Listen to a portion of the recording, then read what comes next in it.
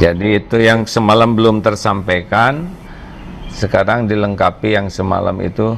Nah kalau mau doanya juga sebetulnya belum begitu apal. Oh ya, ini surat Sabah ayat 39 ya. Qul inna rabbi yabsutur rizqa liman yasha'u min ibadihi wa yaqdiru lahu. Nah ini katakanlah sesungguhnya Allah lah Rabbku. Qul katakan inna rabbi sesungguhnya Rabbku yabsutur rizqa liman yasha, melapangkan rizki bagi siapa yang dikehendakinya, min ibadih dari hamba-hambanya, wa yaqdiru lahu dan menyempitkan bagi siapa yang dikehendakinya.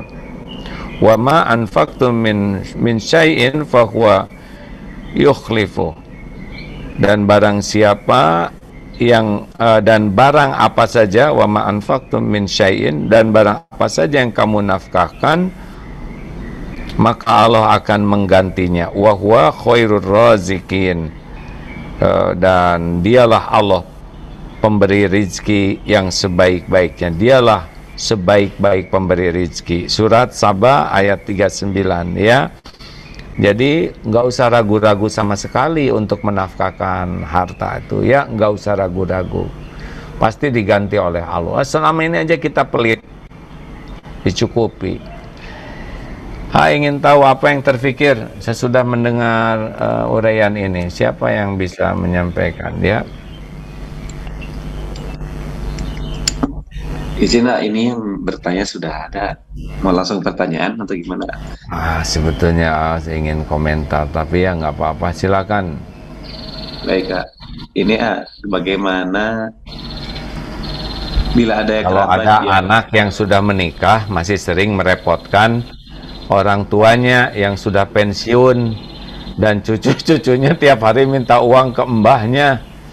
Aduh, apakah ini termasuk rezeki keluarga itu, mbah?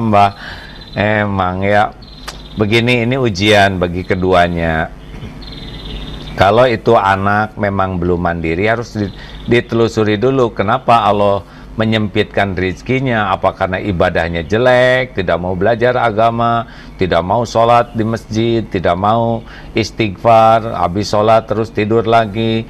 Nah kalau dia perilakunya buruk di dalam mendekat ke Allah, maka kesempitan itu buah daripada diundang oleh perilaku buruknya. Harus tobat tuh, harus memperbaiki diri. Jadi jangan cuma dikasih uang, tapi harus dikasih juga ilmunya, penjelasannya, nasihatnya, supaya berubah. Jadi yang namanya sedekah itu tidak harus dalam bentuk uang, tapi dalam bentuk amar ma'ruf nahi mungkar juga sedekah. Ya, jadi sambil setiap cari cucu ya, kalau cucunya udah nggak berdaya, pada dia udah ikhtiar belum juga, nah itu bantulah dengan ikhlas ya. Pahala buat mbah, nggak apa-apa mbah. Terus selanjutnya ya, berikutnya, bila ada kerabat yang selalu meminta dengan berbagai alasan, ada beberapa waktu yang ketahuan bohong gitu alasannya mungkin ya, apa boleh kita nggak ngasih lagi karena akhirnya nggak tahu mana nih yang benar atau dia bohong lagi gitu?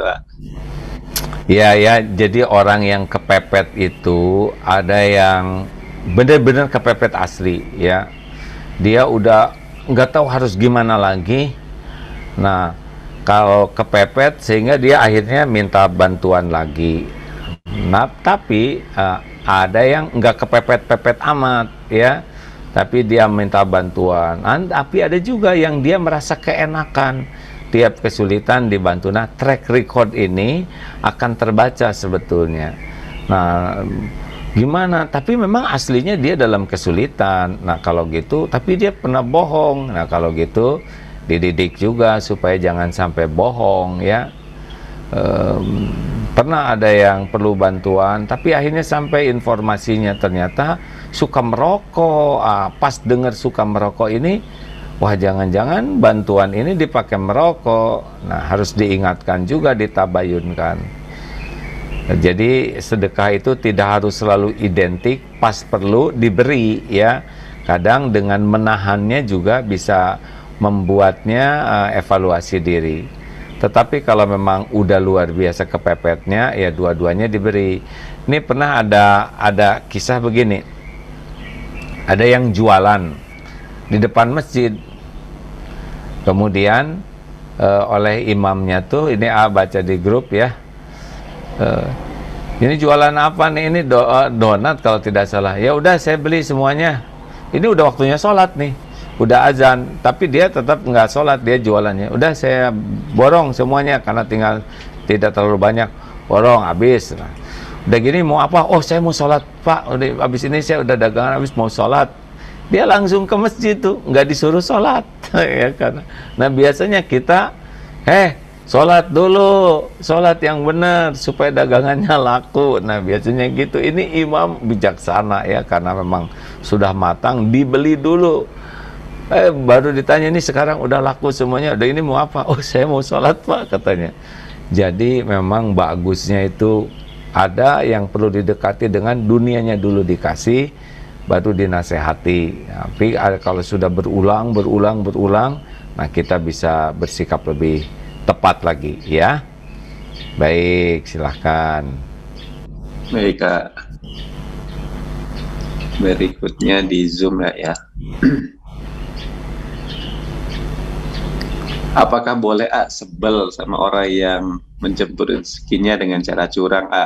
Sudah diingatkan atasannya tapi selalu lolos, dibela oleh sudah diingatkan tapi lolos oleh atasannya. Gini, kalau mau sebel sebetulnya kan ada orangnya, ada kelakuannya. Nah kita tuh sebetulnya boleh, wilayah yang harus kita tidak suka itu kepada perbuatan buruknya. Kalau ke orangnya kita tetap berharap orang itu jadi baik ya. Jadi ada orangnya, ada kelakuannya. Nah yang harus pasti kita tidak suka itu adalah kepada kelicikannya. Tapi ke orangnya kita harus tetap berharap orang ini jadi baik. Jadi jangan sampai kita ingin orang itu buruk selamanya, karena kita juga banyak dosa. Mau nggak kalau kita jadi buruk selamanya? Tetap itu hamba Allah yang kita kalau bisa membawa manfaat bagi yang bersangkutan.